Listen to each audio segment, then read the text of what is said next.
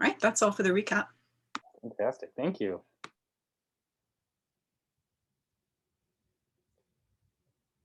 All right, so I believe that we're going to talk a little bit about our current funds, kind of where we stand budget-wise, discuss a little bit about how much the jams typically cost to run, and what impact the 2020 season had on us. Do you want to take that, Hoodie? Yes, I can take that.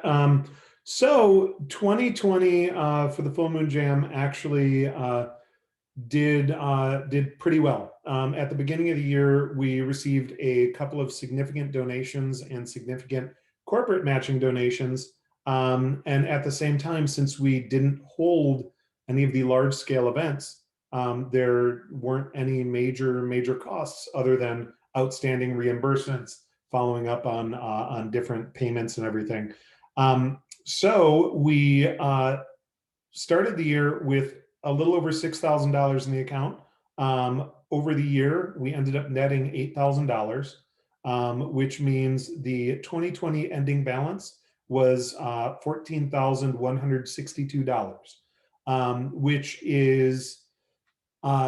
which signifies an achievement. Up till 1 or 2 years ago, the Full Moon Jam was in the red. The Full Moon Jam had to generate more revenue to become sustainable.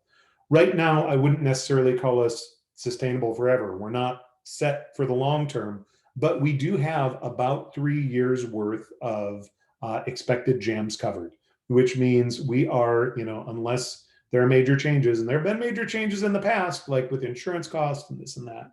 But if everything kind of holds steady, we're looking at the jam for about 3 years.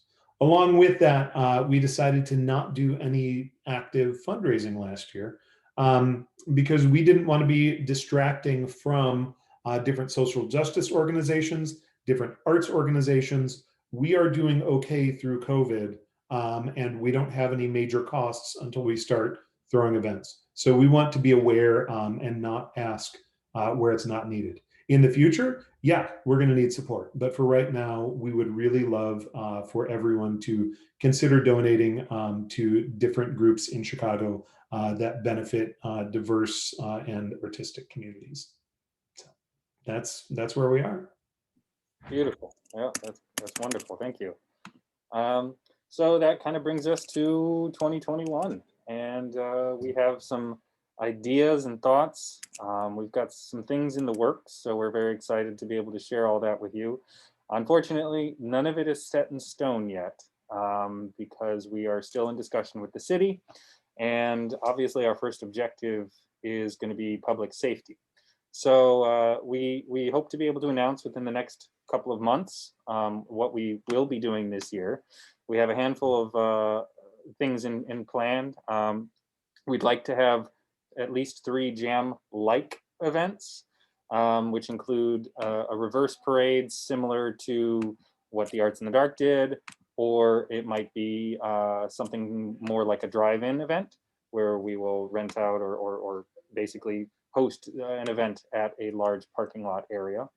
But all of that is still tentative, and so we're still waiting on the city for approval on a number of those factors. So obviously, we hope that the Arts in the Dark parade will once again happen in October, and we'd love to be able to expand and continue hosting online workshop events. If there's anyone out there that wants to host a class on anything for those that are still in quarantine, we'd love to be able to continue our programming. So please feel free to contact us. Unfortunately,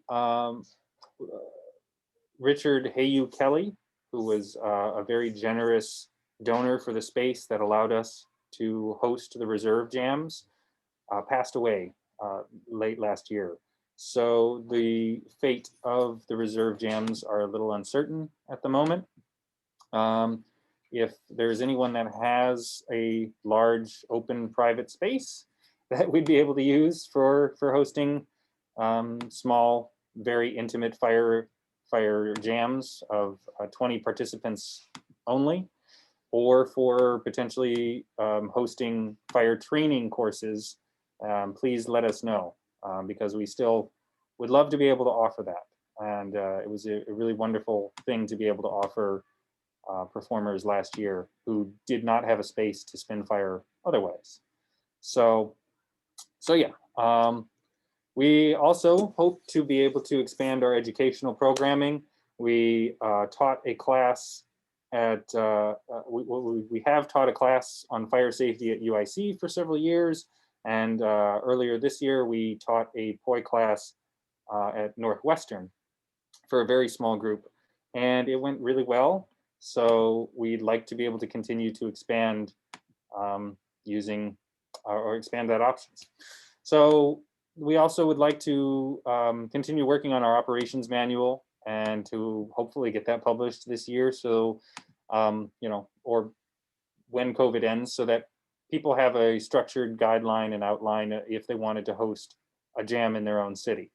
A lot of people have asked us about, you know, putting things together in another city or how they can go about it. So we'd love to be able to share our experiences and the lessons we've learned over the years doing this with other people, so they don't run into the same pitfalls that we have. We want to work on expanding and updating our fire tribe list, which is the online group that we refer everyone who in the fire community to use when they have questions not related to the full moon jam or events or other things like that. We plan to update that, and we want to give that some fresh new life and leadership. So we're exploring ways to do that. We also, of course, are focusing heavily on our community engagement protocols and strategies. So we plan to implement a consent violation resolution strategy. I think that Betsy or Lorca, if you want to talk a little bit more about that. Yeah, so this was something that was brought up last year at our town hall, and it's something that we've been talking about a lot as a board. And so Lorca and I are kind of heading up what that's going to look like.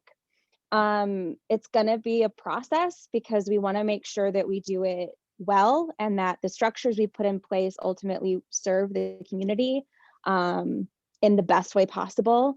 And are clear and have a clear path for reporting and for what reconciliation might look like. And so we're touching base on like all of the different pieces that we're going to need.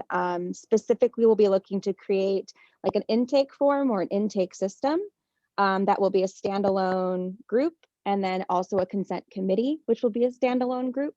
And then what a path to reconciliation would look like that is focused on, I'm trying to think of the right word, whatever philosophical beliefs we have as community. And I say that because obviously there's a lot of different opinions about what reconciliation looks like. So over the next couple of months, Lorca and I are going to be reaching out, probably initially with some polls, to get a feel for what our community feels that should look like, what our philosophies are, what's important to us, what pathways we think would be helpful and necessary, because we want this to be a reflection of us as a community and that everyone feels supported. We're also, something else we've discussed as a group is doing some more guardian wide training, but also opening it up to people within the community. So doing things like de-escalation training, potentially doing trauma response training, because even though we'll have a specific pathway, I think often anyone that is serving as a guardian or as an event lead might have someone that comes up to them, and we want to make sure that whoever that person is as the point of contact has the tools they need to support the person talking to them. We're also, in that same regard, once we have our committees formed, hoping to do some trainings on what self-care to prevent burnout looks like, because when you're holding space for people who have experienced something challenging, we want to make sure that you're taking care of yourself, especially if you're volunteering for that role. So those are just some of the things that we've been discussing. Lorca and I are researching different groups to potentially partner with or learn from. Obviously, there's a number of groups within the performer community in Chicago, such as the burlesque community, that have a lot of resources. So we're going to be as transparent as possible as we go through this process. And we really do want community input to make sure that this is a reflection of our values and our hearts as a community, so that everyone that comes to the jams feels safe and supported. And so that consent is such a integral part of our community that hopefully these won't be tools that will be as necessary, and we can kind of be an example to the folks that come to the jam and help educate people. That's another facet, would be some sort of consent educational programming. So that's kind of in a nutshell where all of that's standing. Wonderful. I love it. That was beautifully said, and some absolutely exceptional objectives to have this year. On that note, we definitely plowed through the meeting and gotten through everything a lot faster than I thought we would. I guess 2020 didn't, we don't have much to talk about. So, but we do want to open up the floor to people to have suggestions on what we can do, or ways we can program, expand or update our organization. Some things that we want people to focus on include ideas on improving our diversity and ways that we can continue to improve our community engagement, community building impacts, having events specifically structured for reaching out to new communities or assisting people in need. Obviously, we are still working on the process of expanding into new parks or hosting jams and events in new areas, especially on the south side. We are looking at a couple of different locations this year. So, again, we hope to be able to announce that soon. But if anyone has any ideas or suggestions or concerns or things that they want to see in the future at the jams, or alternative ideas, please feel free to throw those out there. To get started, we've got a couple of people. Tie Fire 606 suggested that we consider looking at a church or a school lot and maybe forming a relationship with them, creating some sort of synergy with another nonprofit group that would allow us to use their space. It's not a bad idea. So if anyone has a specific idea for a organization that we might partner with well, or that most importantly would have a space that we should look into that's large enough, please feel free to let us know. I was going to say, I think that Ty's initial comment may have been connected with the Reserve Jam as well. Yes. Yeah. Yeah. So for any events that we could host, large scale jams, or I also want to. Sorry. Oh no! Did you cut out? My internet's unstable. Sorry. Go ahead. Oh, I just want to say, before we totally move into the Q&A, I meant to tack this on the end of the consent thing. Any thoughts, feelings, opinions on consent structure or pathways or principles, I would ask you to hold those, because I really want to get folks so that's where we'll be sending out the forms, emails, and we'll probably do another event like this down the road when we kind of have a general idea of what the community's feelings are. So I just wanted to make sure I said that before we got too far.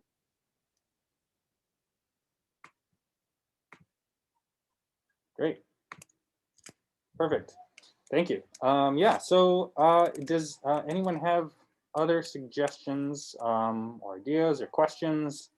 And if you don't really feel comfortable posting that up in the chat here, or you don't want to use a public forum, you can always send us an email at info@fullmoonjam.org.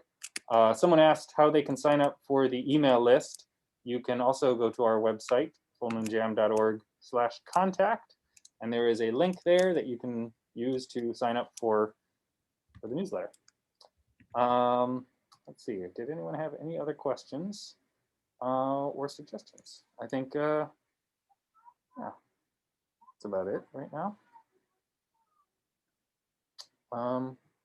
I had a question.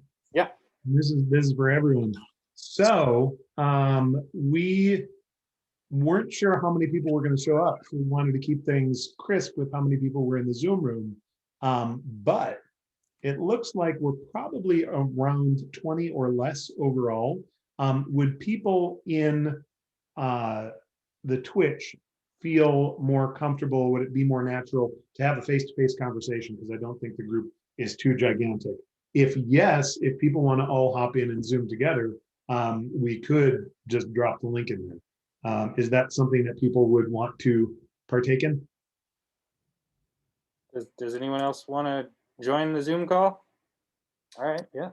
Okay, Let let me find the link. And then I'll drop it in Zoom.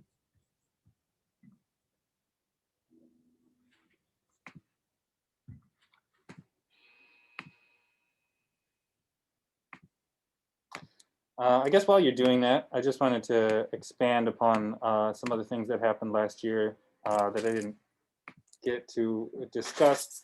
Basically, if anyone missed it, I'm assuming everyone may already know this, but we have a new board member because BK Ellison, who is one of the Full Moon Jam founders, had stepped down in order to focus on efforts for affordable housing, community development, and social justice in the East Garfield Park community.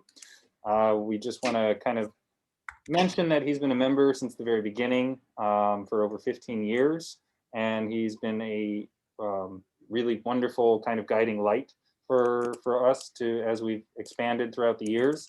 So we obviously want to wish him the very best in his endeavors. We're very grateful for all his contributions. You know, in that light, we had a board member application process, and we reviewed a couple of different applications, and Lorca, who has been with the jams for many years and has put in a lot of volunteer efforts and really stepped up and contributed a lot and been very good with communications and supporting us. So it was kind of a natural fit. So thank you again for being here and for joining the team. Devin, can you drop the Zoom into the Twitch? I'm having problems logging in. Yes, of course. No problem. I dropped it in Zoom. Yes, yes, yes. There we go. Copy event link. All right, let's see if it'll work. Here we go. Boop. Did that work? And FYI, we are recording this, so I hope that's cool with everyone that hops into the Zoom room specifically.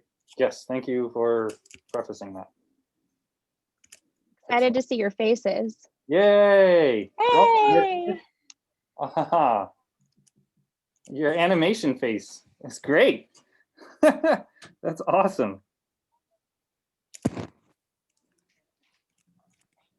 Excellent.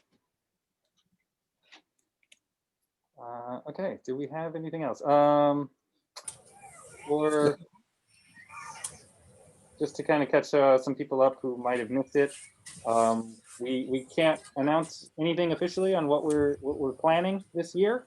We do hope to be able to host a couple of different events, at least 3, but we can't say what or where or how those will take place yet. We're still working out with this. What or where or how. It's so good to see everyone. Yeah. All right. Hello. Hello. Hey. All right. It's probably going to be easier for people to chime in and talk more naturally since we're not 100 people. But if you're not talking, mute yourself. It'll help everybody Fair. hear what's happening.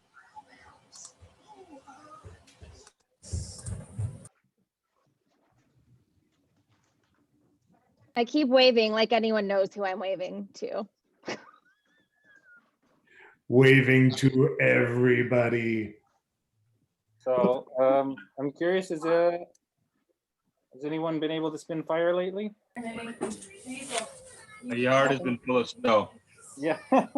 Yeah, right. A lot nicer today. Totally full of snow. Well, does everyone want to hop in and introduce themselves just to make sure that everyone knows who everyone is?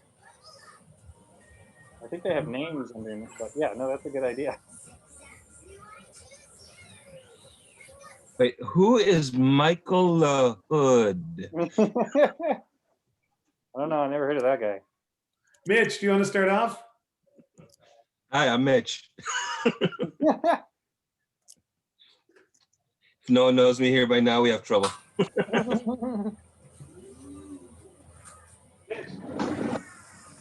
I guess you could expand. You are the head of the Dragon Council, one of the dragon elder dragons. It's Dragon Daddy. Elder Dragon Extraordinaire. Dragon Daddy. Dragon Daddy. Yeah, Dragon Daddy. So for those that don't know, fire breathers are referred to as dragons. We have established basically a tiered system to ensure that only the most dedicated, mindful fire breathers actually are fire breathing, because it is the most dangerous, deadly thing that you can do in the fire arts. It's pretty much the only thing that could kill you instantly if you did it wrong. So in order to mitigate that from happening and ensure that the full level of safety is implemented, we have 3 levels of training that we now require everyone to go through in order to fire breathe at the jams. So obviously you have to take level 1 fire safety just to enter the circle.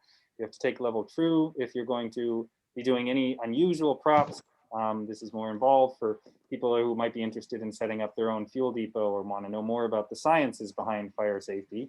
And then level 3 is specifically designed for fire breathing safety. So we take that very seriously. Safety is obviously paramount to everything we do at the jams. It's why and how we keep things running. So we want to thank all the people, including Mitch and Mike Trahey and Lorca, for helping to step up and guide new dragons. So I'd like to point out that, so Ty asked, should we move to the Zoom? It is entirely optional. You don't have to move to the Zoom. We're welcoming everyone in if it's more natural for their conversation, because we aren't overloaded. I would also like to point out, though, keep monitoring the Twitch chat. Ty just posted an awesome painting of some dragons on Instagram. And it's pretty fantastic. That is excellent.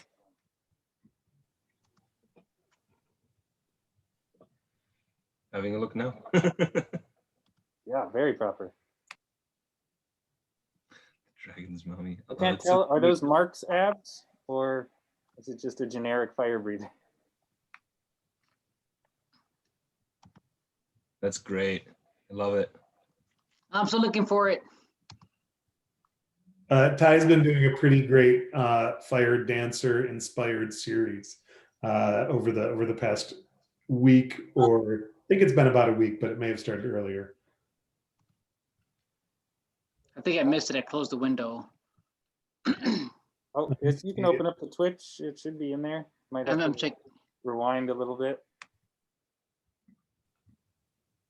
There we go. I'm gonna cut and paste it into Zoom chat as well. Okay. Yeah, I think once I close the window, like the chat goes away when I come back. On my end, at least. Yeah, I think you have to rewind to the point that it was actually originally posted in order to see it. Yeah, if it could be posted in the if it be posted in the Zoom chat, that would be helpful. That's cool. Yeah, I think he is. Hey, Ty.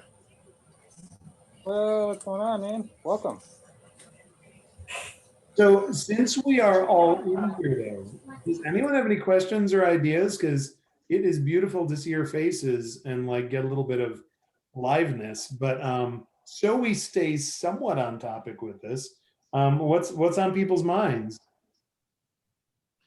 I might have missed this. I'm having internet problems right now, obviously. So what's the lookout for any jams for this year? Is that still a no-go? Well, like I said, we can't make any announcements on it. We have to basically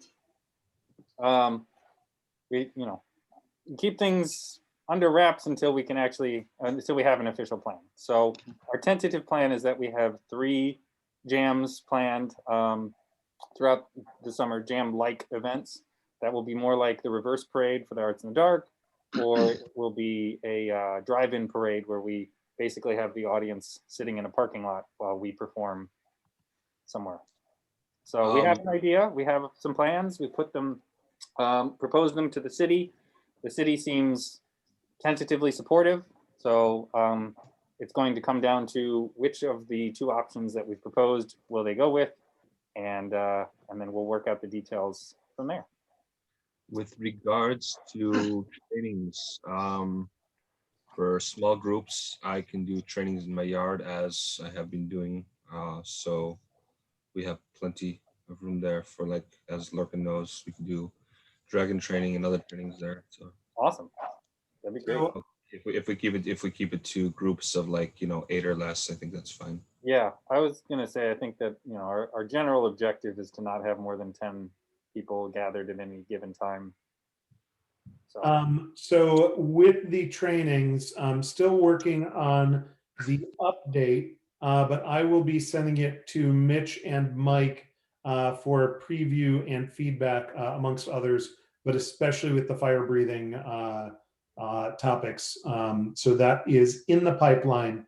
And also one logistical thing that we've had a couple conversations about is, what do we do with the fact that we expect people to keep their fire safety training up to date, but we haven't really had that many events for people to check into. So Mitch, something like that could be really, really useful in kind of de-stressing the system as we ease back in. So, if you have to be at an event every 2 years, but we've gone a year and a half without an event, that immediately cuts out a lot of people. So that could be a really great solution. Yeah, I'm definitely in full agreement with that. I know a lot of people have reached out to me over the past year or so, just looking for training in general because they've not been able to meet the jam, have not been able to get to jams early enough or whatever due to work. So I've always been saying, I am always happy to facilitate that. I have the space, I have, a thing. So it's like, it's just a matter of, getting it done. But what's it called? So yeah, so that, and in lieu of the sad passing of Heyu and, and needing, spaces. So my yard is large enough to be able to accommodate small groups to be able to do that. So awesome, perfect. Yeah, no, I think that's a great idea, and I think it would be awesome to be able to host a monthly fire training, possibly every 2 weeks, but I don't want to commit to too much. But yeah, considering we have 400 people on our safety trained list and who have been approved, I think we need to do what we can to kind of start chipping away at that. so if we do groups of 20 every 20 for full 20 weeks. Yeah, basically, yeah, something like that. I wouldn't want to have it more than every other week at the most, but yeah, we could probably get through the majority of people. Hopefully by the time we host something. So, and I guess just to clarify on what we are thinking about for some of the jams, we definitely plan to restrict the number of attendees. Whatever events we host this year are not going to be like the traditional jam where just anybody and everyone's allowed to attend. It's going to be sign up only, just like the reserve jam. You have to sign up in advance. You have to agree to the conditions of maintaining social distancing, wearing a mask, and obviously that is going to be a requirement for any event that we host. Yes, So, do not get COVID. I had it. It's not fun. oh, I've heard. I'm sorry to hear that. I'm glad you're all right. I am too. I was a point away from going to an oxygen point away from going to the hospital. It's not fun. No kidding. Yeah. No, Oh, I'm glad you're okay. seriously. And I know you were being extra careful too. Yeah.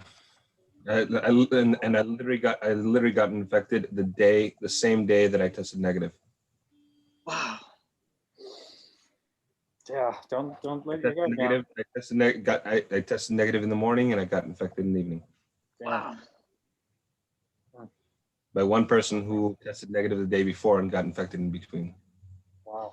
I've had some scares with false negatives for the rapid, because like apparently the false negative rate can be up to 50%. That's why I did the negative, the Oh yeah, the- I always do both, but like, you know, sometimes the timing just lines up, and it's crazy how you can go from being negative to being positive in such a short amount of time. It only takes a day, one exposure. Yeah, it's crazy. And I've had some scares with my pod about false negatives. What do you mean false negatives? That they came as like they were positive and it came negative? No, like you actually are positive, but the test says that you're negative, and the rate of that can be pretty high with the rapids. With PCRs, it's usually really accurate, but not with the rapids. At places like advanced I think it's called Advanced Corona in the city, they have, you could opt for the rapid and the PCR. So the rapid gives you the test results within like 3 hours, and they come and they give you the PCR results in like a couple days. Well, I'm glad everyone's still at least, you know, well right now. Yeah, but it's not good. It's not fun. At one point, I was so weak that I even tried to take like a Gatorade off a ring, of a like, you know, multi-ring. The plastics, yeah. Drained me to the point of exhaustion.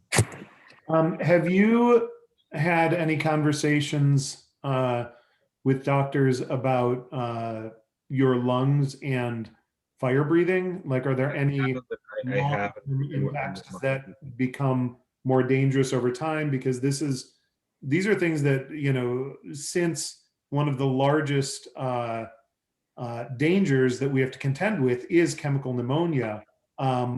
For people who have had COVID, what do we need to be aware of, and what sort of safety precautions do we need to put in place for them?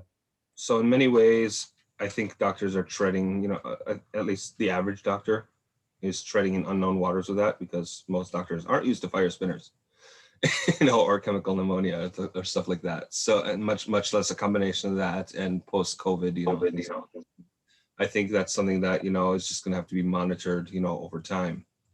I know I definitely have, you know, some, what's it called? Residuals, you know, some periodic tightness in the chest and stuff like that. Some periodic breathlessness. So, I mean, how long that will last right now, no one knows. So, you know, no one knows what they're recovering for that, for, you know, for COVID, especially for someone who had, you know, moderate to severe COVID like I did, you know, as opposed to who had, you know, mild. You know, it's right now we're not even, we're what, a year in, you know, and so there's just not enough data on that. It looks like Jason said in the Twitch chat that there's an ongoing study with Dan, the scuba diving. That's actually, scuba is a really interesting thing for us as a fire community to look at for different sorts of educational and safety metaphors, and specifically with this, with what is happening with gases and lungs. So yeah, that will be very interesting to watch. So Mitch, when did you first feel symptoms? How long ago? I want to say around, was it either, I can't remember the exact date. It was either November 6th or 9th. I started feeling just a little meh, and went to, you know, I started feeling just a little meh. But I went to get tested so yeah, I went to get tested, and when literally the day after I started feeling meh. I went to get tested.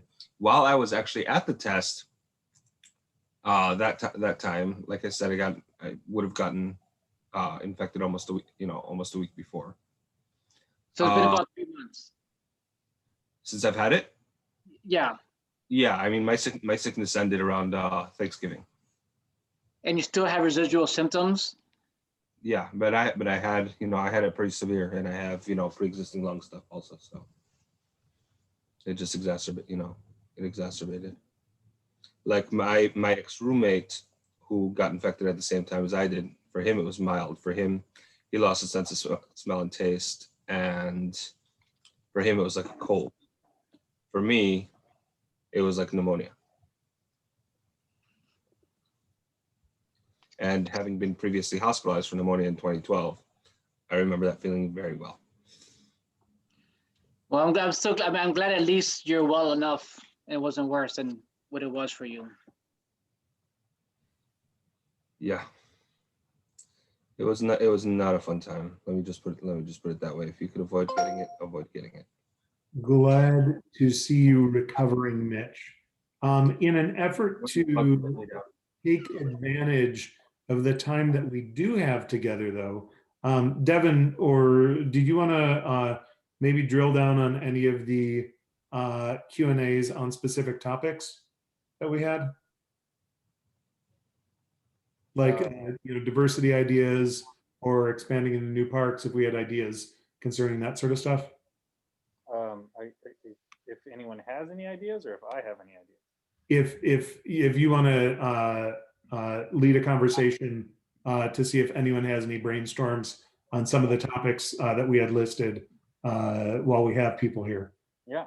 So I mentioned earlier that we are hoping to improve and expand on our diversity and community engagement.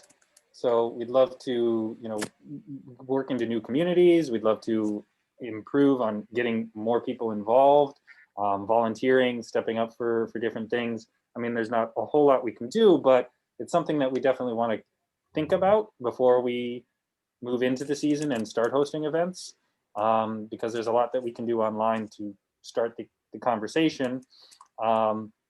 We, want to support other nonprofits or other organizations that are doing important work in that area. So if anyone has any ideas or suggestions on things that we can do to improve those, we'd love to hear from you. I just thought of something. I mean, it's obviously too early to really, think about doing it just yet. But once, and I say once because it will, once vaccination has reached critical mass, and things start opening up and having parades and whatnot again, engaging with the Chinese Lunar New Year stuff, because not only do they have a big parade, but that is a huge segment of the ethnic population of Chicago and a huge demographic and section of the city that we can culturally engage with and draw more talent from.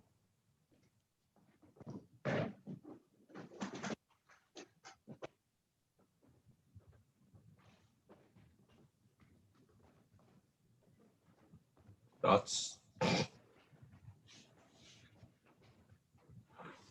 mean, that seems like a natural step. If they, how do you envision that taking place? Will we be performing at their parades and? Yeah, it would be essentially performing at the parade, seeing if we could do any kind of performances in any of the main squares there. They have large open areas that we can do demos and stuff like that, and to do community engagement. Do you know who we can talk to start that conversation? I had contacts at one point. I gotta see if I could still try to do something, but it shouldn't be too difficult. One thing that we have been talking about doing that is still really in the brainstorming phase. It's not necessarily at the organizational phase, which is why we didn't necessarily present it. But I'd kind of like to do a cultural asset mapping of Chicago through a questionnaire, because I have a feeling that there are groups of people already doing similar like-minded flow, potentially even higher events that we may simply be unaware of. And if we are able to connect with different sorts of groups that we are somehow just missing, and use what we have developed in the relationships with the city that we've developed and the financial support that we've developed, and if we're able to help broaden kind of our constituency simply by finding people that are already gathering together, that may be a useful sort of thing. And that may also be, if there are different sorts of Asian communities who have interests in this, for instance, That's why I was spinning off the Lunar New Year parades. We could potentially say, hey, here are the common interests and pathways we're on, and have someone basically do an introduction. So it could be a way to find different groups to work with that are already established. I think that's a great idea, Hoodie. This is Ty, and you actually just sparked. I have professional connections to the Pullman community. My office designed the Pullman Community Center and has a relationship with Alderman Beal and has a relationship with, I mean, we know that Mona Purdy is down there. We know that there's a couple other contracting groups that we work with, big contractors like Raffin that are down there. I feel like that would actually be a really great community to connect to. And as I'm speaking, we also work with a developer that's heavily involved in the south and west sides at all scales. And so connecting to them and kind of presenting Full Moon Jam as both a community opportunity, like an opportunity for kids and entertainment and fundraising. I think there's a lot of legs there. And I'm happy to facilitate that. I'm just not, I have zero bandwidth to actually make it. Like, I can't run it, but I will make all those connections happen. Well, Betsy, you had been talking about different sorts of outreach possibilities with like a prop library and stuff. This could potentially be something that we could develop, especially in relation to kids where we might not want to dive into fire. Did you want to talk about that kind of as a brainstorming? Yeah, so something we've talked about a number of times at board meetings, and this is a little bit of a brainchild that Devin had and we've just kind of elaborated on, is acquiring essentially a flow library, because as we all know, it can be expensive, and it really sucks when you spend $200 on a prop and then you realize, oh, this isn't actually the prop that I like, or oh, this isn't the style that I wanted. And I think it can be a real barrier for people. So in an effort to build more community connections and make the flow arts more accessible to people, which is one of the missions of the Jam, of the board, we want to acquire a variety of props, like entry-level props, either practice specifically, or even like having a couple of different fire props for people to try the weight out on, so that they could come to us and say, hey, I really wanted to learn dragon staff and I have no idea where to start, or I don't know what length is good for me. And we could have a couple for them to try out, maybe check out, borrow for a while. And it would also give us the ability to do more workshops where having a prop isn't required for participation. So people could come and learn and try something out before they make the financial buy-in, because I think sometimes we've all experienced it where like the prop that we resonate with is so different than what we were expecting. So I think that would be a really cool gift. So along those lines, I know if anyone has any connections with prop distributors or has ideas of how to make fairly accessible practice props, that's another goal we kind of have long-term for the Jam. I can make, I made myself out of PVC a dragon staff for practice. It can be made like relatively inexpensive, and it is relatively easy to make.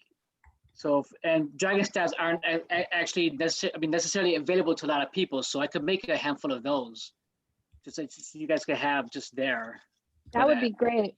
I mean, I have bags of the like the double staffs, the batons that I made when we did the Moonlight Parade. I have like, I think I have 50, I don't know. I think I have 50 of them. So we could always throw a couple of those into the mix as well. We have all of our sock poi, which are so simple.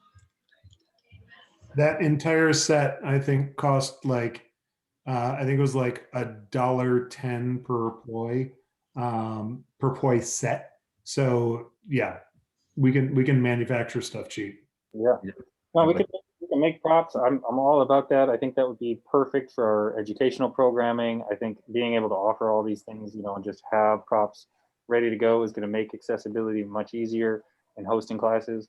I think we want to also look into acquiring, you know, professionally made props so that people have a point of comparison. So heavy duty practice poi are going to be drastically different than sock poi. Fire poi are definitely going to be different. There's a huge variety of different, you know, weights and Kevlar and all those different factors. You know, we want to be able to just show people so that they can get that information directly. So yeah, I think that's a great starting point. I think having Yeah. Dragon Staff, you know, ready to go for people would be amazing. They are very, very expensive. So, you know, that I think if you could make a couple I of those, think that would be incredible. I would suggest just calling out to the That could community be too. There's so many people who something have stuff that's too, not being Steph, used. if That's true. So it's funny because so uh, what I just find kind of amusing is, you know, is the parallels I'm drawing. So when I was in high school, I was a fencer, right? And fencing, you know, like any sport, you have varsity and junior varsity. And why is fencing one of the most expensive of sports? And why is it prohibitively expensive for most schools? Is because they have to supply enough dry, non-electric, non-competition weapons for all the different for the three different weapons for however big the teams are, as well as electric weapons for those who couldn't have them and those who didn't have them, as well as, you know, because those who are varsity usually had to procure their own. So it's like it's the kind of thing. We have non-fire here, you know, making enough non-fire practice within the fire one. So I just found the parallel funny. Well, we already know that a mock-up poi is easily enough to make. Staffs and contact staff are the same as well. And we can have them different lengths and different weights also. Do any of you guys know, do you know Keegan from the Kankakee and Mantino Fire Jams? I don't know if you guys know it, from Intrinsic Arts. I do not. He's kind of the person who's in charge of, it's called Intrinsic Arts, and he runs the it used to be in Kankakee, but now it's in Mantino Fire Jams, and that's out by where I live. So I participate in those as well. And he does like custom props and stuff. So I mean, I could talk to him too and see if he had any interest in, you know, getting some involvement in that, and maybe especially if we help throw some business his way for people purchasing props, you know, he might maybe be able to create a few things for us to use. He's a pretty cool guy, and he makes some pretty cool stuff. That's awesome. And that definitely brings up a kind of a tricky gray area for us, in which we, as a nonprofit, you know, we don't really want to do, we want to limit the amount of time or space that we use our platform to promote people. You know, as a donation, like as a, you know, supportive thing, you know, like that certainly makes sense. And I'm Yeah. 100%. We just got to figure out how we're going to go about that in terms of, you know, following our decommissioned kind of philosophy, and make sure that we're not, you know, favoring anyone. Yeah, he probably wouldn't ask for any type of advertisement. I just think that he's probably confident enough in the stuff that he makes that if he were to, you know, donate a couple of items, that people might like it enough that they'd be like, you know, hey, I want to get this one. Where is this from? I'm pretty sure that any donations like that could also be tax deductible too. So I'll mention it to him. I'll reach out to him. So in-kind donations are more difficult. Someone could try to do that, but we would not be able to assess their price. And I think in general, objects are different than money. We can give a letter and they can, you know, do all that stuff. The logistics are a little bit different. But it seems to make sense though, like, you know, simply giving credit like, hey, these are poi from, you know, made by this person there, that if they're good poi, they're probably going to sell themselves as well. So yeah, I'll do more research onto the tax deductible nature, but I'm pretty sure that they can do that. And so yeah, learning a lot this year on that. So yeah. to that point, tax law has changed enormously in the last year. So things that were and were not deductible over the last like 10 years have changed entirely.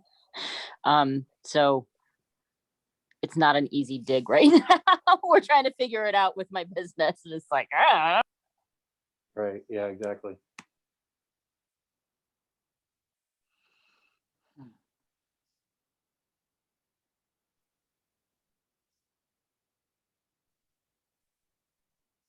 The awkward silence. Well, yeah, does anyone have any other ideas, suggestions, things that we might want to consider for the future? Ways to improve on diversity, or maybe improving engagement directly, volunteering, or maybe some ways to encourage more people to step up and take charge of things. And we're in a difficult time now in terms of outreach because we're not having actual events, which we can't sort of like advertise on in different neighborhoods in the community or do outreach to different areas of the community. So we're in a sort of tricky spot in terms of diversifying our people from different areas of the city. So I think like more opportunities will come for that once we start having live events. Because as large as a full moon jam is, I know that a large percentage of the city still doesn't know about the full moon jam, surprisingly. Did I remember correctly where some part of the full moon jam did some little events throughout some parks here and there in Chicago? Was that the full moon jam or something else? I mean, we have done small events at things like the night out at a home, the police department thing. We've done things for Fire and Ice, Maggie Daly Park. We used to host some events at Garfield Park Conservatory before things got too tricky to coordinate there. So we've been around the city in a number of different spaces and ways, but yeah, we haven't. I mean, it's very difficult for us to host anything that 1,000 people aren't just going to show up to. Yeah. So we have to put a lot of consideration into how we go about it. There also might be options to like not partner with studios, but get teachers or instructors in different kinds of studios. Like now that classes are opening back up again, I know like places like indie media studios are always looking for teachers of anything. And if we could, I mean, it's sort of a new art form, but if members of the community kind of rally your band together to attend each other's workshops, it could be a way of like getting studios on the west side or studios up in this sort of northwest side, expand a little bit in there. Because I think now that things are opening up, places want instructors again. That would be excellent. And I think that as we're discussing ideas or plans or events, I think that we are more likely to be able to find things like educational classes and groups that might be interested in having a poi class or a double staff class or baton twirling or something like that, than we are to be able to like reach out to a new area to host a jam. So small scale things that we can do in more intimate settings that will still be safe is really, I think, what we're kind of considering until COVID passes. So as a parent, one of my key issues right now that I'm thinking about is what is my kid doing for summer break and what do summer camps look like? And I'm wondering if maybe connecting with some groups like Bucktown Music and the Music House, they did safe summer camps where maybe this could become an additional component of those summer camps where the kids get exposure to flow arts via, puppets on the end of a string, right? But then at the end of that event, at the end of that camp, the kids can, they put on like a talent show, and it's during the summer and it's outside. So we can, they keep masks on, but it's also socially distanced acceptable. And it doesn't actually include fire, but it could be a way of outreach to younger kids and through that connect the community back. I'm just throwing out ideas. No, that's a great idea. What was the name of those groups again? Music House they're on California at North Avenue.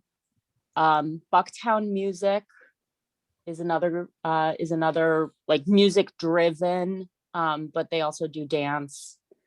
There's a lot of like kid oriented theater groups.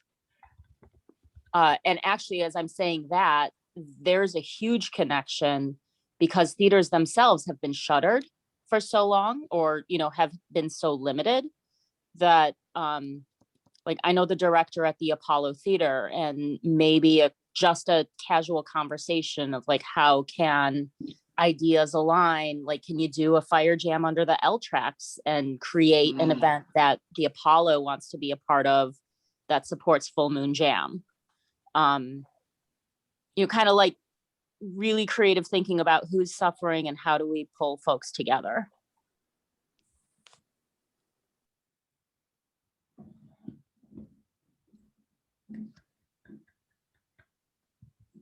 So, and Devin, you just muted yourself. sure did. I think you said something about the Pullman. Is that right? You said. Yeah, correct. So I have connections to Pullman Community Center, the alderman at Pullman, God, what the heck is his name? CNI Development. CNI Development is very involved, specifically in Pullman, but on the south and west side in general. They would be a really good kind of social partner. If we wanted, in order to connect with them, we should create a program and propose it to them. But we can take it straight to the people who, you know, make it happen, basically. And, you know, Mona Purdy's Share Your Souls Foundation is housed in Pullman's Vintage Stables, and that's right across the street from a great big open field. In a, you know, historic district. It's actually, I think it's a national park. I can't remember if Pullman is officially a national. It's a landmark or a national park or something like that. So it would have a lot of opportunity to connect a diverse group of folks. Yeah, that would be perfect. Do you think that they'd be more interested in things like educational classes or programming? I certainly think if we created educational programming that then, you know, like do a week-long summer session, and on Friday afternoon, the kids do a performance or something like that, would be 100% up their alley, because it's a very challenged community. It's a marginalized community. And to create both something that is creative and empowering for the children and brings attention to the community, I think would be, you know, like a multi-pronged positive approach. Well, and Pullman National Monument is, it's a national monument. So there's that. in that, we may be able to work different connections with other groups as well that have different sorts of experience in this. For instance, the social circus that we've had. I'm coming in blank, but they're fantastic. The Night Circus, is that who that is? They came with they performed before the jam. They brought the Indonesians. They had the Indonesian. Circus Team? Pardon? Is it Circus Team? Circus Team, yes. So if we, you know, we could potentially talk with Circus Team about, you know, some sort of collaboration in that as well. You know, maybe their plate may be already full, and that may be, you know, too specific, but maybe there's some sort of children's theater group that's looking to develop something too, that we could collaborate with them as well. And I could see, you know, grant possibilities with that to get actual funds to turn this into something that had some sort of significant resources as well to bring. Yeah, absolutely agreed. All right. Oh, that'd be excellent. Yeah. So an idea here, maybe getting back to smaller scale kind of reinstruction, kind of like how the jam started on the north side, reaching out to places on the west side like Pullman, Douglas Park, areas out there, and just having a small group of fire spinners just spinning. And we just naturally draw or slowly draw a crowd and then kind of reach out, by talking to them as they ask questions and just try and kind of going that route instead of trying to form these big giant organizations to reach out to, or events to try and reach out to people in communities that we haven't touched yet, but kind of maybe go smaller scale, or maybe doing both at the same time. Do the bigger scale stuff, which like the education, the training, stuff like that, which is more appealing to organizations and community centers, things like that. And then maybe just reach out to the people by, hey, let's go to the middle of Douglas Park, which is a big giant open field, and spin fire. I think that the only concern with that is the expense of actually having the permits. Right. A lot of process in that. It usually costs about $1,000, $1,500 to host a jam. So it would be better to have the assurance that we are already connecting with the community, that people will, and safely be conscientious of any restrictions regarding COVID, and that Right. What about the idea of going more guerrilla and not being directly associated with the Full Moon Jam, and just be some people spinning fire, just to gauge a neighborhood to see if there's going to be people that would even be interested? It may be a good idea to go and just spin non-fire props, because that's a good start. My worry is it may be too kind of showy and presumptive to show up like with fire and assume it's okay. But going and just making connections and bringing props to share could be something that works. Those grassroots. Yeah, we can leave fire out of it. Fire doesn't need to be immediately a part of it. But just to kind of reach out to people, and and then while we're spinning non-fire, we can then tell them about fire spinning. Mm-hmm. And as we get people that are just interested in just watching people spin cool fires, or spin cool props. Here in right, not that far from where I live, Taco Tuesday, they go to the park and just flow there, and it does pick up people just walking by will approach us and ask questions about it. And it's at a park. We're not doing anything bad, so it's within our boundaries of just being out there, and so that could be a way. Just go to random parks throughout the city. I've been to Taco Tuesday, and it's a kind of out of the way park too, and it draws people. Mm-hmm. It's not like a high traffic park. It's kind of off on the side streets. So and then if we go to like some of the bigger parks, like say I think of Douglas, only because it's close by. It's in the Douglas Park on the edge of North Lawndale, Little Village, Douglas Park, and it's where they have it's where they're currently hosting the. Why am I drawing a blank on the name of the big music event that left Humboldt and moved to Riot Fest? Riot Fest. And it's where they do Riot Fest, and it's right off the Pink Line stop. The California Pink Line stop. It's a block and a half away. So it's high visibility. High traffic. There's people out there doing stuff. It's just an idea, and just I like the idea of non-fire jams being more offered more by the jams. I think that we got to wait until COVID is over, because obviously we don't want to have gatherings that would easily exceed 50 to 100 people, and we can't advocate for that. And so I think we through COVID, which hopefully by July-ish, fingers crossed, might get resolved. We want to focus on invite-only type events, and try to limit attendance as much as possible. So I think that's a great idea for something to consider after post-COVID, unless we have a way to mitigate or prevent large groups from forming.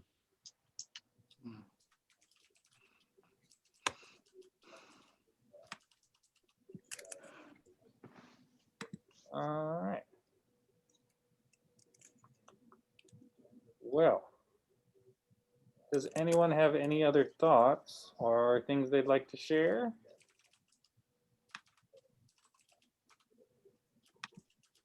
I think I miss you guys. I miss you guys too so much. This is great. I'm really glad we were able to do this. I'm glad you all were able to join on the Zoom. It's great to see Yeah. your faces and hear your voices. I know I heard when I first came on, I heard Mitch was talking about, doing some stuff at his house. And I did a couple, I think you guys know, I did a couple small fire get-togethers at my house last year. So that's not, of course, anything that we would like open to the public, but I do have a pretty spacious flat backyard. So like if we ever wanted to do some get-togethers here, I do live kind of out there, but it's one of the reasons why we can do it out here, because there's plenty of space and stuff. So we can, that would just be more of a friend get together though, than any type of official jam, of course. Awesome. So I do have one other thought. I was thinking about exactly that, the like informal gatherings, smaller group jams. I know in general, it's always preferred to be in a like enclosed private space. But I'm also thinking about like the Logan Square, the Boulevard area by the Logan Square Farmers Market. Typically, I really can't speak to last year's COVID summer, but during the summers, they get a porta potty delivered every Sunday morning because there's a farmer's market there. And so it's like, well, you've got a spot, there's a porta potty, there's open space. Would that be a consideration for a spot where, Sunday night flow practice might happen? All right, so you're talking over by the plinth? Not on the monument, actually very close to there. The farmers market takes place in front of Neo Cafe and Play Books, like Play Toy Store. So it's very close. It's just across the street from there, effectively. Yeah, I live right by there. I drive by there all the time. And yeah, during the summer, that area gets a lot of traffic. And there is a lot of grassy space as well. Yeah, that's right. a 10-minute walk for me. Well, what's up, dudes? I live right at the end of the block. Where? I'm on Albany. I'm over Diversity Neighbors. Oh, okay. My mother's at Logan and Fairfield. Well, what's up? Looks like we gotta get their plans. Nice to see y'all. When you say monument in Logan Square, are you referring to the one that's right by the blue line there? That's like right off. Correct. Yeah, the plinth. Yeah, we used Plinth of the Eagle. years ago. We used to jam right there. Right. There were Yeah. gatherings And I know, there. so I know that historically we used to jam there. This is like 5-7 years ago. Yeah, that was a while but ago. Currently, again, I've got to caveat this with, I'm not entirely sure if they had porta potties last year. But generally speaking, in the summer, they run the outdoor farmers market from Mother's Day through the last Saturday of October. And on those Sundays, there's a fresh, clean porta potty and it doesn't get a lock. And while, the farmers market runs from 9 a.m. to 3 p.m., but that porta potty doesn't get picked up until Monday or Tuesday. So, having a conversation with the Logan Square, who is it? Logan Council? No, Logan it's Council? no, it's the, I'm totally blanking out on what the group is called. My business was part of it for a while. But kind of dovetailing in, I'm not suggesting that we do this like clandestinely, but we can say, hey, you guys are paying for this. What if we kick in an extra, 25% of that fee, and we use the space and we use the facility, and then it becomes a sort of sanctioned thing that, help, like each person is helping the other. So one thing to consider is, it's one thing if it's a flow or a glow jam, which it might be really cool to get a glow jam going. Right.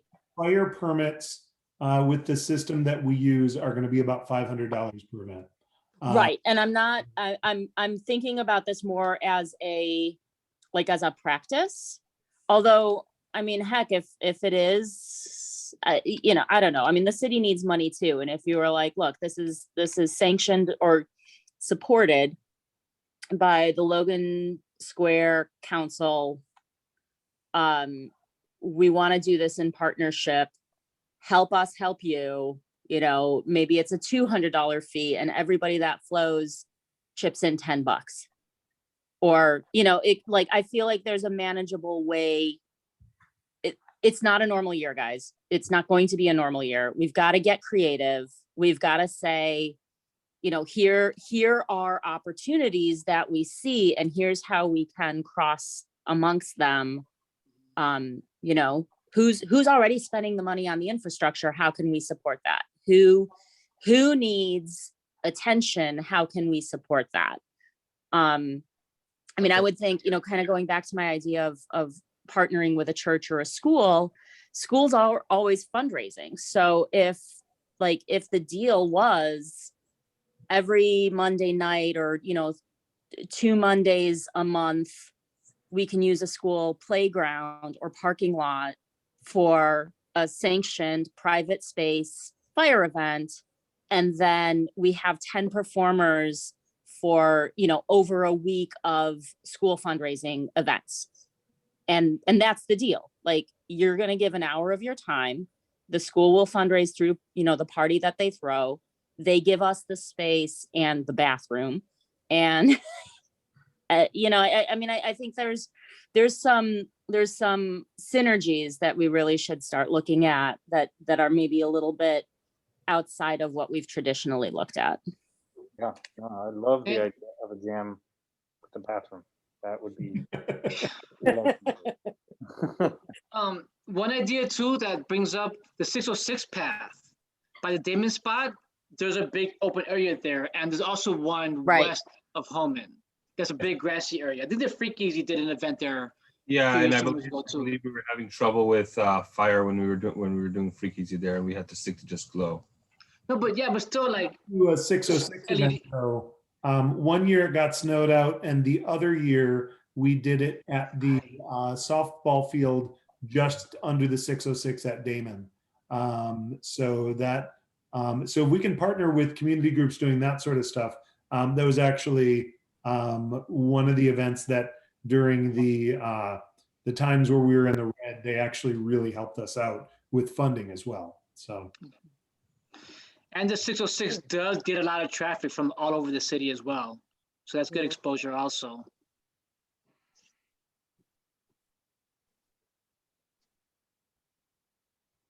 All right, y'all, it's been a pleasure. It's lovely to see everybody. Thank you for all your input, Ty. Thank you. Absolutely. Happy to brainstorm. Fantastic suggestions, and your paintings have been absolutely wonderful. Thanks, darling. They've been fun to do. So if you've got a good picture that you want me to sketch, go, you know, message it over to me, because I've been having fun with them. Okay. Yeah. I might take you up on that. Yeah, I'm on Instagram. My private page is Thai Fire, but my personal page, my art page is tkb.studio. And that's where I've been posting all of the paintings. They don't really cross over on Thai Fire, but if you go to Thai Fire, then you can find me elsewhere, and it's TAI. TKB Studio? tkb.studio. Yeah, okay. All right. Thanks, guys. All right. Enjoy your day. weekend. Cheers. Bye-bye. Bye. Bye. It is lovely, lovely, lovely seeing all of you. I've missed you guys. It's been a while for all of us, obviously. Nancy, your comment the other day about the giant wheel put a big smile on my face. Good. Yeah, it's been a while. I haven't seen anyone. I was going to actually have a couple people over tomorrow night to do a little fire spinning out in my driveway because it's nice and dry. But I think I'm going to have to postpone it. I had a little basement flooding this weekend, that great melting snow. Yeah. So I got work to do down there. It's always something, right?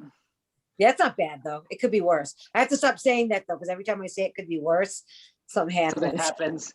happens. So always say it could be better. Yeah, it So could be then it'll get better. better. For sure. No. We say it will be better.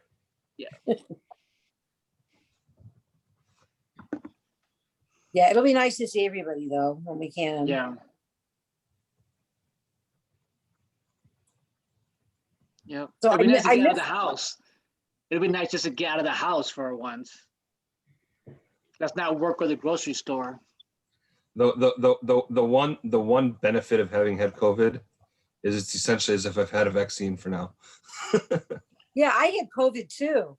So it's kind of, I feel a little bit of, I mean, they don't really know how long your immunity lasts or anything. And I had it back in like June, July, but I feel 3 a little months. bit more at ease, you know? So what I've seen, because I've been following all the developments, is a couple things. Your natural antibodies diminish over time, but the cells that produce the antibodies are still primed into action, which means they can be kicked awake as soon as they encounter, which is why they found that when they are doing vaccines for those who have been infected with COVID, especially moderate to severe COVID versus none, is they only need essentially one vaccine instead of two, because it ramps up their antibody production to such a degree that a second dose does not give any higher count. Wow. So they're saying basically, while your natural antibody amount in the blood decreases, that your system is primed to attack it, assuming of course it's the same or similar variant and not one of the crazy variants that that seem to bypass things. I'm just glad everyone's safe so far. Trying. Yeah. Most definitely. Yeah, same. It's a crazy virus because it affects so many people so differently. I've had, mine was kind of medium level, I would say, as far as how sick I was when I had it. My daughter had it. She had no symptoms. But then I had a friend my age who was healthy and she actually passed away from it. And you just never know. Really? Yeah, you just don't know how it's going to affect, it affects so many different people differently. So I like to see people being, on the safe side. And I'm so, even though I already had it, I'm still really cautious in everything I do. Because my parents are older and stuff, and I do spend time with them, and I don't want to do anything, to put them at risk. So. Plus you're getting all these weird variants now. So Exactly. I learned something this past Thursday. It seems that Chicago is trying to push for impoverished neighborhoods to receive the vaccinations. I look out living in one of those neighborhoods on North Lawndale, and they're accepting anyone over 18. Doesn't matter. There's no grouping involved. You just walk in, they give you the vaccine. When I was talking to them, they were only doing North Lawndale that day. When I was talking to them, they said they were soon going to be doing Little Village, and that this weekend they've got 1,000 shots going off in the Austin area. So try to Google. I haven't found a good source for it yet, but if you're in any of these neighborhoods, Little Village, I think they're going to be doing Holman Park, other areas. Kind of look around to see if they're offering, shots like that in your neighborhood. So what it is it's called the Protect Chicago Plus initiative. It's a partnership with the city of Chicago and a few other organizations. There are 15 neighborhoods that they've determined for, just like you said, a vaccination where whatever phase you're in, you're eligible for, and it's just for the residents of those neighborhoods. There's 15 of them. I can link to The link to that'd the be great. initiative. I only did cursory research for it, so. Yeah, I can link to it, but it's only for residents of those neighborhoods. Right, and that's what I'm saying. We have a wide range of people living in a wide range of neighborhoods. Yeah. And I know some people are South Side, some people are, like I said, are Pullman. Some areas are you know, areas that might qualify. Like me, I'm in North Lawndale. Yeah. I was already Group 1C because I'm a type 1 diabetic, but I still have to wait. So I was able to get it right away. So It's at the moment it's West Englewood, Gage Park, North Lawndale, Chicago Lawn, Englewood, Roseland, Archer Heights, Washington Heights, Austin, Montclair, South Deering, Belmont Cragen, Humboldt, Little Village, and Back of the Yards are the ones at this. there you go. There you go. And I'm Humboldt right gonna there. I'm gonna link that in the chat so that people. Yeah. I mean, just in this conversation, we're gonna go say they're in Humboldt. So. Yep. So there you go. Yeah.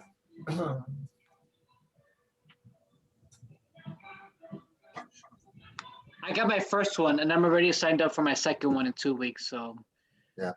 And then the other thing we have to remember that too many people seem to think that once you get the shot, you're immediately protected. As I think it's already been mentioned, you got to give a couple months for your body to build up the antibodies. So even after you get the second shot, you're not really out of the danger zone yet. I've heard it takes 2 weeks for your body to start to really kick in after that. But yeah, even after then a couple months for it to actually run its course. So and even with that, you're still not immune to carrying it. Yeah. You can still. Well, and the immunity is not 100% either. So that's another thing that people need to remember is it's kind of like if you have car insurance, you still don't just drive on the wrong side of the road, Right. Well, yeah. Well, that's another thing. People understand you just have to be careful. How vaccines work. You still get the disease. You still get it.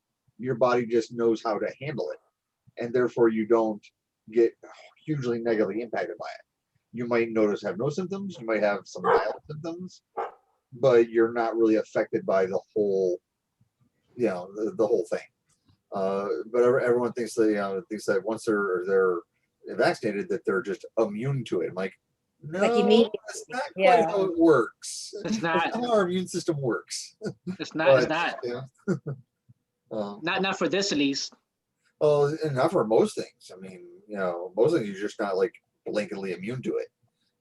Your body sees it, and then it infects you, but it then crushes it before it actually flares up and takes over your body. So like you get the measles infection, like the measles vaccine, you get exposed to measles, you get measles. You don't know you got measles because your body just kicked in and wiped it out before it became a problem. But you actually had the virus in your body. Yeah. So.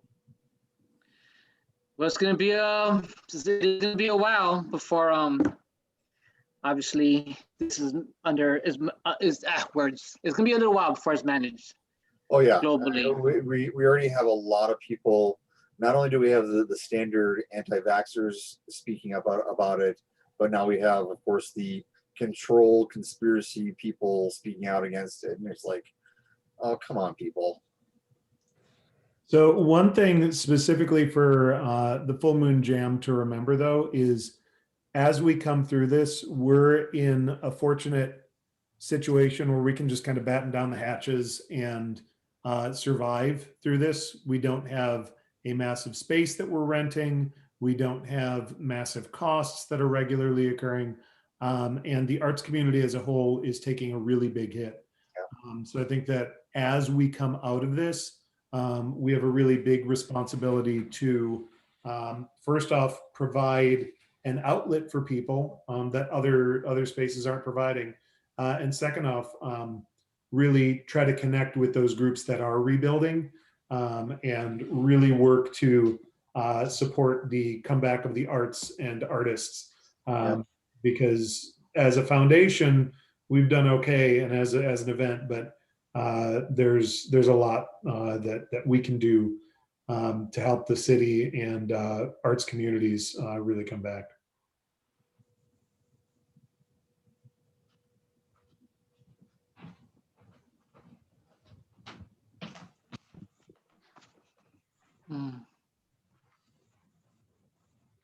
But one day at a time, right?